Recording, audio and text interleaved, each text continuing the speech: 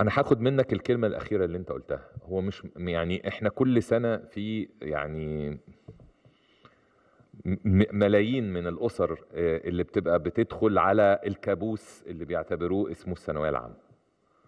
بينما في نفس السياق في نظم أخرى العالم بيطبقها جنبت الأسر والطلبة الضغط النفسي الرهيب اللي موجود من امتحان الثانوية العامة، اللي هو ببساطة شديدة بيقول أنا داخل الامتحان ده مستقبلي كله على المحك، يا ربنا يوفقني في الامتحان يا إما مستقبلي بيضيع. مش هو ده اللي بيحصل؟ اللي احنا عملناه النهاردة أو اللي احنا ناقشناه فكرة المبدئية اللي يعني عرضها السيد وزير التربية والتعليم، اللي كيف نخفف من الضغط على الأسرة المصرية في هذا الأمر، وإزاي إن احنا نتعلم من التجارب اللي الدول الأخرى بتنظمها والنظم اللي بتطبق النهاردة في مصر في بعض المدارس الخاصة أو الأجنبية، وإن احنا نستقي نفس الروح تبقى هي دي اللي بيتعمل في النظام التعليم الثانوي، بحيث ببساطة شديدة يبقى الطالب لديه الفرصة بياخد عدد معين من المواد وليس عدد مبالغ فيه. وده خطوة احنا اعلناها وبدأنا فعلا نقلل الاعداد.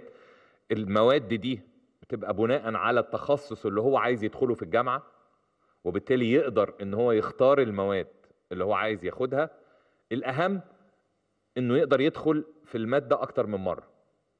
يعني اذا حصل ان هو ما قدرش ان هو يوفق في الامتحان اللي هياخده، يقدر ان هو يدخل مرة تانية وإن هو يحسن من المادة بتاعته، اللي هو النظم تاني اللي أنا بقولها عشان ما أقولش بالتحديدا بالاسم اللي احنا بنشوفها النهاردة في المدارس النظم الخاصة والمدارس الأجنبية. احنا عايزين نطبقه لأولادنا عشان نخفف من عليهم الضغط والعبء النفسي الكبير جدا في هذا الأمر، وبالتالي بيبقى لدي الأولاد فكرة اختيار المواد اللي عايز يتخصص فيها. اللي عايز يتخصص علوم وعايز يدخل الكليات العلمية بيدخل، الكليات الهندسية هيلاقي، الكليات الخاصة بالتطبيقات والحاسب الآلي هيلاقيها، الحاجة الخاصة بتخصصات أخرى هيبقى موجودة، وبيبقى عارف بيختار المواد بصورة رئيسية ازاي. ده الشيء المهم جدا.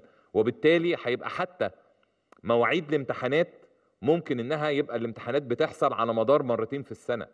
يعني مش هيبقى الامتحان فقط معروف في خلال الفترة دي، لا، هو وارد ان هو زي برضو اللي بيتعمل في الأنظمة الأخرى ممكن ان هو يدخل على يعني مدار الامتداد العام الدراسي كله، وبالتالي يبقى عنده القدرة ان هو طبقا لقدراته قدرة يعني في مذاكرته واستيعابه بيختار المواد في الترم الأول، المواد اللي في الترم الثاني. وطب ربنا يعني ما وفقهوش يقدر ان هو لو عايز يحسن من مجموعه في مادة معينة او يغير المادة يقدر ان هو يعمل كل الكلام ده. احنا بنتكلم على منظومة تخفف مرة اخرى من الاعباء.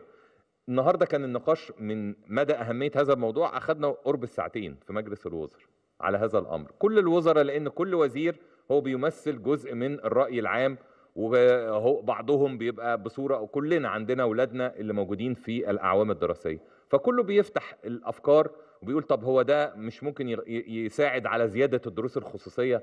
هو ده مش ممكن يعمل مش عارف إيه؟ كل الأسئلة طرحت. طيب النهاردة توافقنا على إيه؟ ده الإطار العام المبدئي.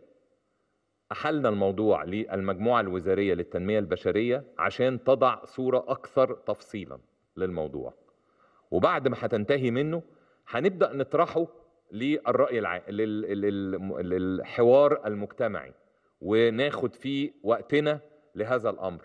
كل هدفنا كدولة العبء النفسي والعصبي يعني الصعب جدا اللي احنا كلنا بنعانيه كأسر مصرية يبدأ ينتهي. يعني احنا الفكرة بتاعت اللي موجودة النهاردة وان الامتحان ده امتحان حياة او موت للطلبة، وبنلاقي قد ايه المعاناة، وكلنا معروف بيحصل يعني ايه بالظبط في الامتحانات دي، وبنقعد نسمع عن اولاد حصل لهم انهيار عصبي ونفسي واللي مش عارف عمل ايه. كل الكلام ده عايزين زي كل حتة في العالم بقى دلوقتي بالنظم الحديثة نبدأ نخرج من هذا يعني هذه الأزمة اللي موجودة. وهيبقى زي ما بقول لحضراتكم احنا نعي تماما مدى أهمية هذا الموضوع، وبالتالي يعني مفيش اي انفراد باي افكار، بالعكس.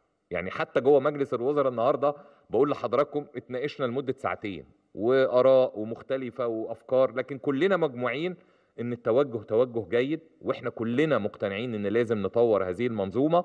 وبالتالي بمجرد ما تنتهي المجموعه الوزاريه للتنميه البشريه هنبدا بقى نعلن عن حوار مجتمعي عنه، وازاي ان احنا نطور فيه لغايه لما نصل الى شكل توافقي يرضي كل الاسر المصريه باذن الله.